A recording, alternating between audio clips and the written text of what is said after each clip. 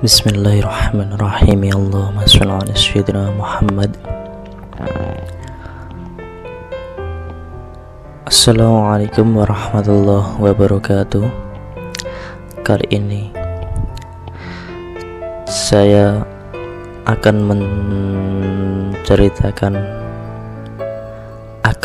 membahas tentang kenapa kok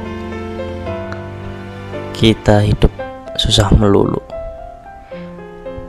Dan dalam judul, kok aku susah melulu ya, inspirasi penyejuk hati kala hidupmu tak henti di dera nestapa, yang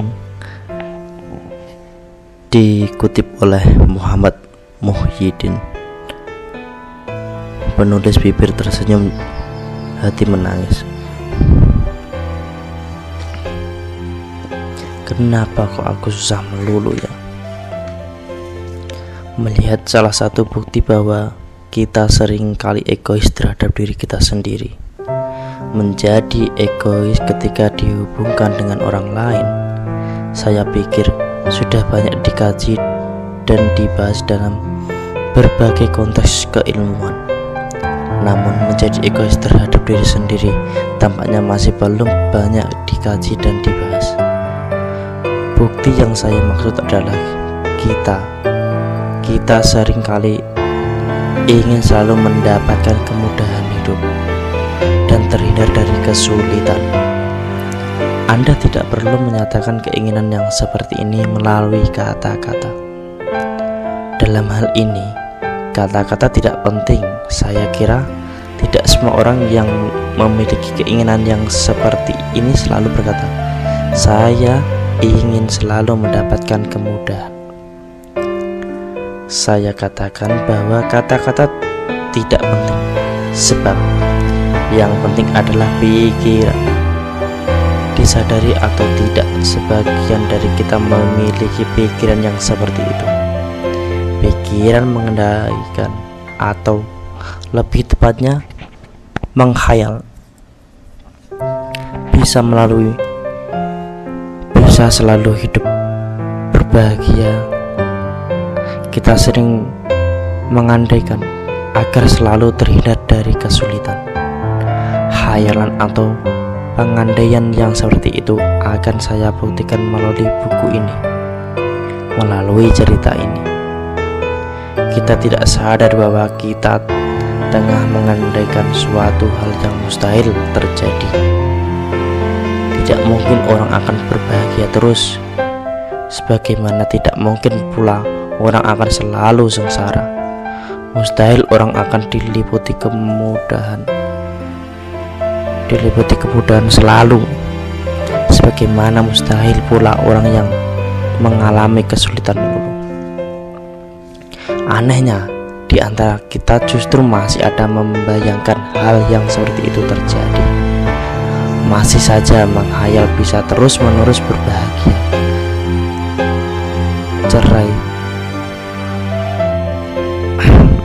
ceria, senang, atau mudah dalam semua urusan kehidupan. Masih saja mengandaikan bisa terus terhindar dari kesulitan. Pertanyaannya, kenapa bisa seperti itu?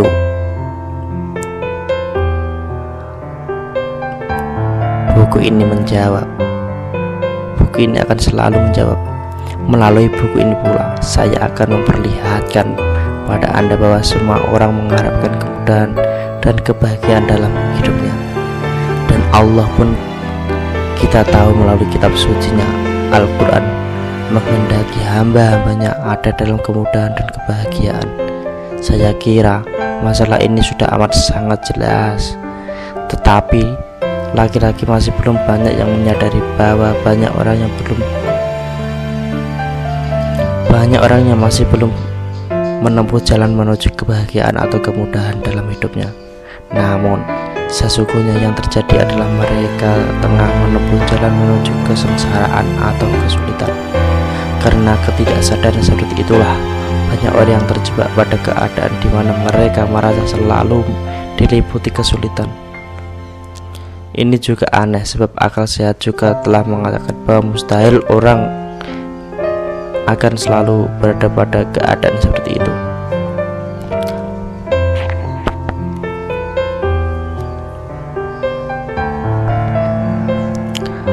Saya kiranya nanti akan membantu Anda untuk memecahkan problem tentang kemudahan dan kesulitan yang Anda alami.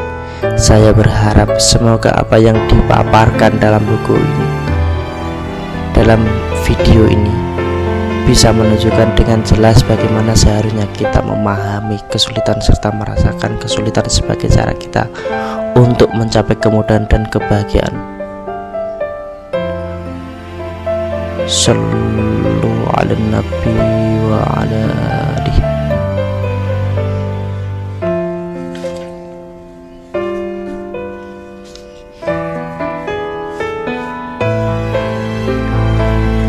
Untuk pertama, atau bisa dikatakan bab awal pertama, yaitu pembahasan tentang berakit-rakit ke hulu, berakit-rakit ke tepian.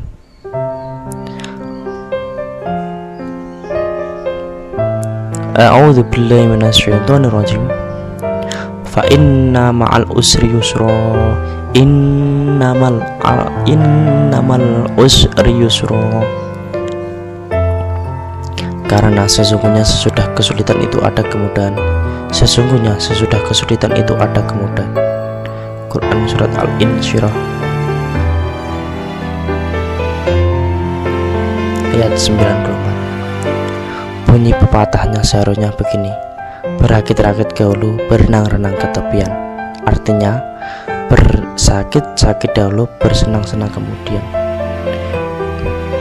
Bila judul ini saya buat dengan kalimat berakit-rakit ke hulu, berakit-rakit ke tepian, maka kalimat ini berarti bersakit-sakit dahulu, bersakit-sakit kemudian. Para arif dan bijak, karena mereka arif dan bijaksana, selalu melahirkan bahasa kreatif hidup. Bahasa tersebut lahir sebagai refleksi bagi kehidupan itu sendiri.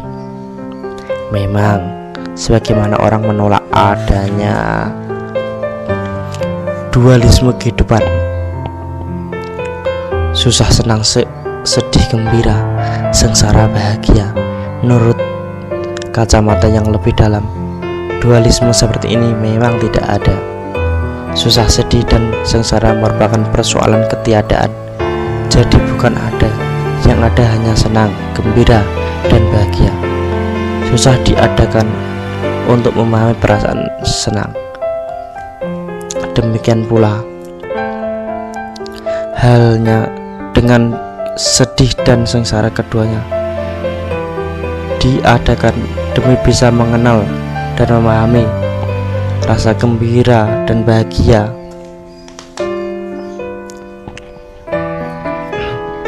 Para arif dan bijak mengajarkan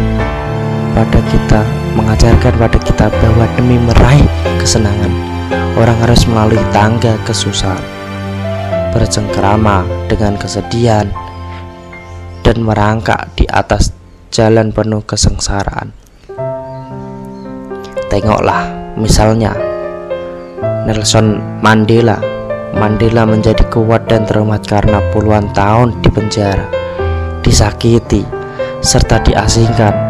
Sekarang ia tidak saja dihormati dan disegani, namun juga menjadi model demokrasi yang mengagumkan sebagai Afrika Selatan.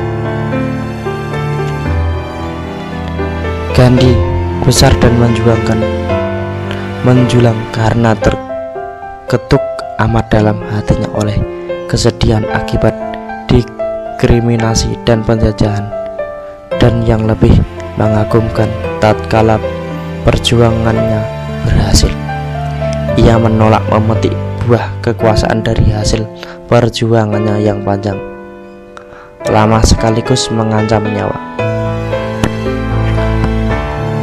Dalai Lama apalagi di umur belasan tahun kehilangan kebebasan, menginjak umur 20 tahun kehilangan negara, dan sampai sekarang sudah hidup di pengungsian selama tidak kurang dari 45 tahun. Setiap hari menerima surat sekaligus berita menyedihkan tentang Tibet. Lebih dari itu, negara Tibet sampai sekarang kehilangan banyak sekali hal akibat masuknya pemerintah Cina. Namun sebagaimana sudah dicatat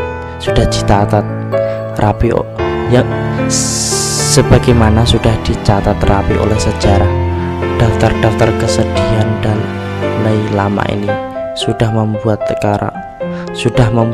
teramat banyak menerima hadiah Nobel perdamaian di tahun 1989. Setiap kali berkunjung ke negara-negara maju, disambut lebih meriah dari penyanyi rock yang terkenal. Karya-karyanya mengubah kehidupan demikian banyak orang, sampai dengan julukan banyak sekali pengagumnya yang menyimpulkan kalau Dalai Lama hanyalah seorang living Buddha. Hal serupa juga terjadi dengan tokoh wanita mengagumkan bernama Evita Peron. Belum berumur 10 tahun, keluarganya berantakan karena ayahnya meninggal. Kemudian menyambung kehidupan dengan cara menjadi pembantu rumah tangga. Bosan jadi pembantu, kemudian menjadi penyanyi bar, dan bahkan sempat diisukan miring dalam dunia serba gemerlap ini. Pernikahannya dengan Juan Peron tidak mengakhiri penderitaan, malah menambah panjangnya aliran sungai air mata. Namun kehidupan Evita Peron demikian bercahaya.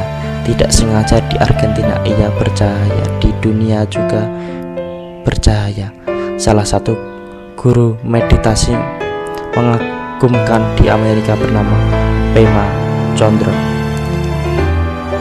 Tidak saja bahasanya sederhana, pengungkapan idenya juga mendalam. Namun kekaguman seperti itu juga berawal dari kesedihan mendalam, sebagaimana yang ia tuturkan dalam When Things Fall Apart. Perjalanan kejernihan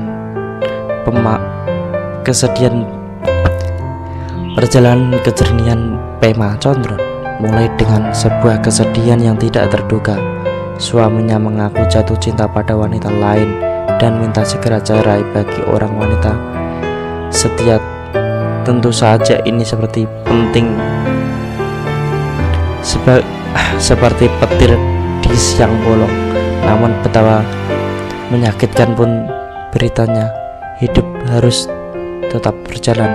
Dari sinilah ia belajar meditasi dari Chögyam Trungpa, dan ini juga yang membukakan pintu kehidupan yang mengagumkan belakangan. Sehingga di salah satu bagian buku tadi, Chödrön secara jujur mengungkapkan kalau mantan suaminya yang di awal seperti mencampakkan kehidupannya, ternyata seorang pembuka pintu kehidupan yang mengagumkan. Cerita Thich Nhat Hanh, lain lagi tokoh perdamaian asli Vietnam ini, mengalami banyak sekali pengalaman getir ketika perang Vietnam. Kalau soal mati atau hampir diterjang peluru panas sudah biasa, namun tatkala membawa misi perdamaian ke Amerika, ternyata pemerintah Vietnam melarang kembali ke Vietnam. Dan sejak puluhan tahun yang lalu, Thich Nhat Hanh bermukim di Prancis.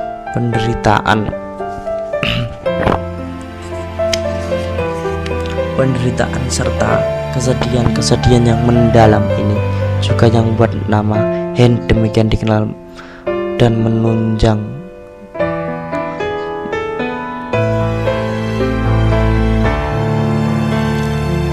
menjulang juga pernah dinominasikan sebagai pemenang hadiah Nobel perdamaian, dihormati di banyak sekali negara dan karya-karyanya lebih dari sekedar mengagumkan.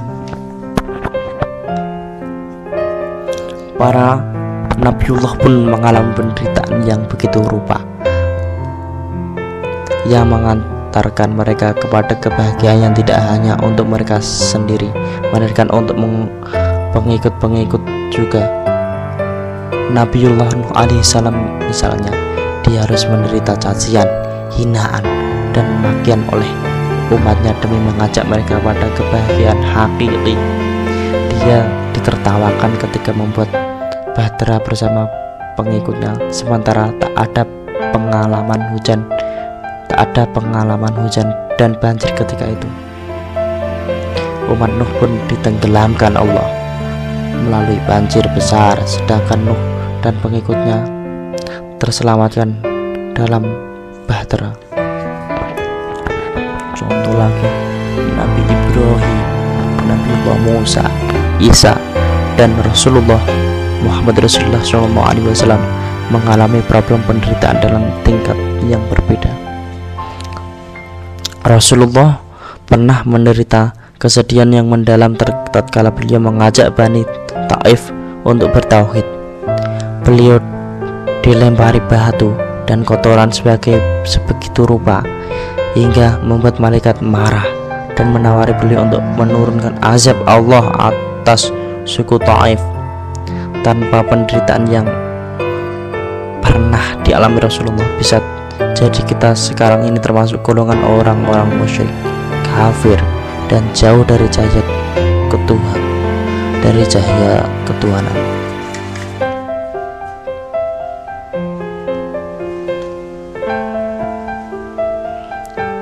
Untuk kelanjutannya bisa kita lanjut part selanjutnya, yaitu berenang ke hulu, berakit ke tepian. Sekian dan terima kasih, semoga bermanfaat. Billahi taufiq wal hidayah wa ridha wa inayah. Wassalamualaikum warahmatullahi wabarakatuh.